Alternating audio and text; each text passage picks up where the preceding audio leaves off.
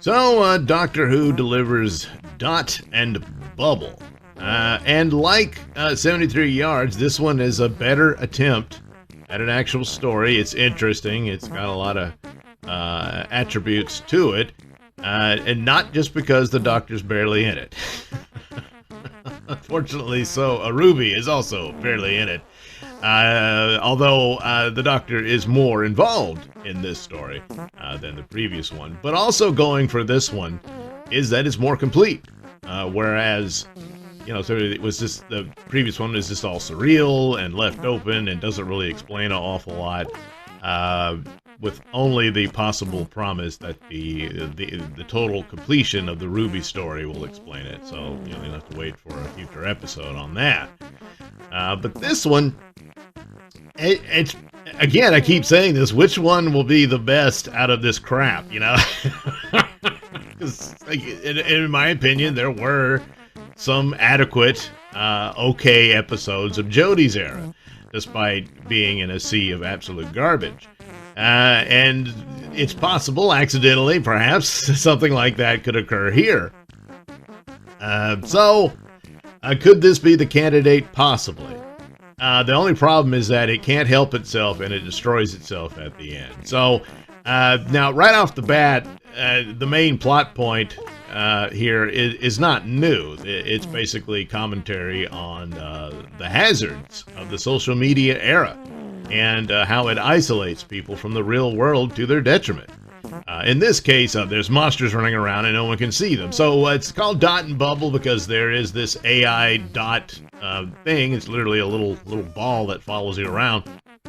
And it creates this holographic bubble around your head. Plus, all these people, they're all very young, and they live in a bubble colony on some distant colonized planet. And they're all very vapid, superficial morons. And they're all obsessed and addicted to their social media platform of the bubble.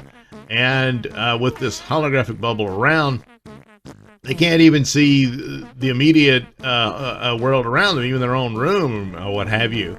And there's these monsters running around killing people, and they're unaware of this because they're obsessed and buried in their social media stuff. And it's so bad to the point that it's demonstrated through the main character in this story that once she has to get out of the bubble, out of her, dot bubble, she can't walk because all her life she's been directed to walk by the bubble. And so there's moments in it where I say, okay, that's kind of funny, here and there and stuff like that. Meanwhile, the Doctor and then Ruby, they break in to her social media, which becomes a problem later for how it ends. But her reaction is she doesn't recognize them, and she blocks them and says, "You're not my friends. How'd you get in here?" And all that sort of stuff. And then they show up again because, "Oh, how'd you do that?" Well, it's the Doctor, probably the sonic. Well, it used to be a sonic screwdriver. Now it's a sonic. I don't know. Anyway, he's able to get in there, but he can't get the TARDIS inside the bubble. He knows the people are in danger. He's not entirely certain what it is. He just knows it's happening, and he's trying to help them, but he can't get inside the overall bubble of the city, which is odd. I'm kind of, well, what is it? How come the TARDIS can't penetrate that when usually TARDIS can go anywhere at any time? But in this case, we have to accept that it can't. And so he's able to break into their system to try to communicate with them, and he's landed on this particular girl in the hopes that he could reach her. And for the most part, it seems to work. And for whatever reason, she hasn't been attacked yet by these hideous monsters that are around all over the city, it turns out, as she begins to realize what it looks like outside. Meanwhile, all of them have a crush on their own little pop star, this pretty boy pop star guy who dances around to the Itty Bitty Yellow Polka Dot Bikini song and stuff like that. Well, it turns out he's not as addicted to the bubble as everyone else is, and he likes to read books and stuff. And she's like, "Wow, you're wild," because anything he does is fine with her because she thinks he's hot. unfortunately, the first kick out of the show is the doctor also thinks he's hot. Yeah, we gotta remind you of that. It's okay because Ruby thinks he's hot too, and then they kind of fight over him. It's silly. Yeah, okay. Anyway, another odd thing about this guy is he's a blonde white. Well, everybody's white in the Bubble City. This will also become significant. Unnecessarily so, but nevertheless. But he actually is the hero of the story. He shows himself to be quite heroic. He defends this girl at risk to his life. He fights off the AI because it turns out the doctor figures out that the creatures are actually mutated life forms from the outer nature of the world. There's all this wooded area surrounding the Bubble City. And wow, something must have mutated these creatures to become the monsters that consume you.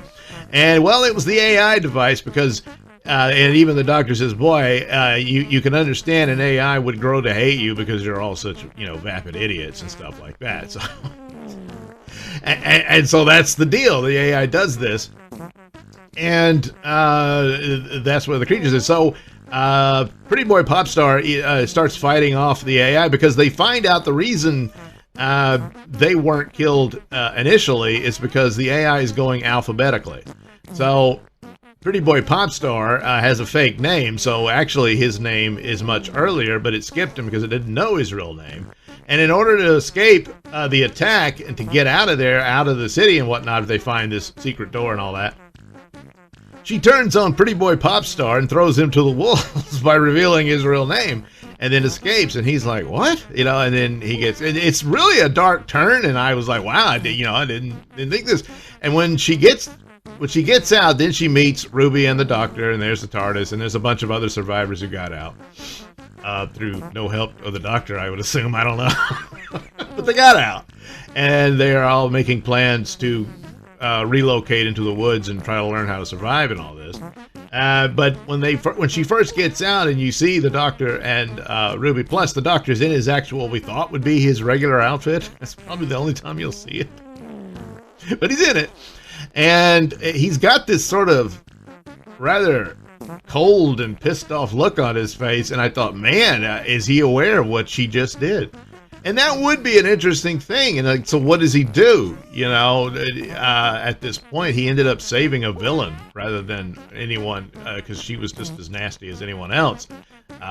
She gushed over the guy because she lusted after him, but when it came down to it, she threw him to the wolves and abandoned him, And so, not a nice girl. No, not very nice at all.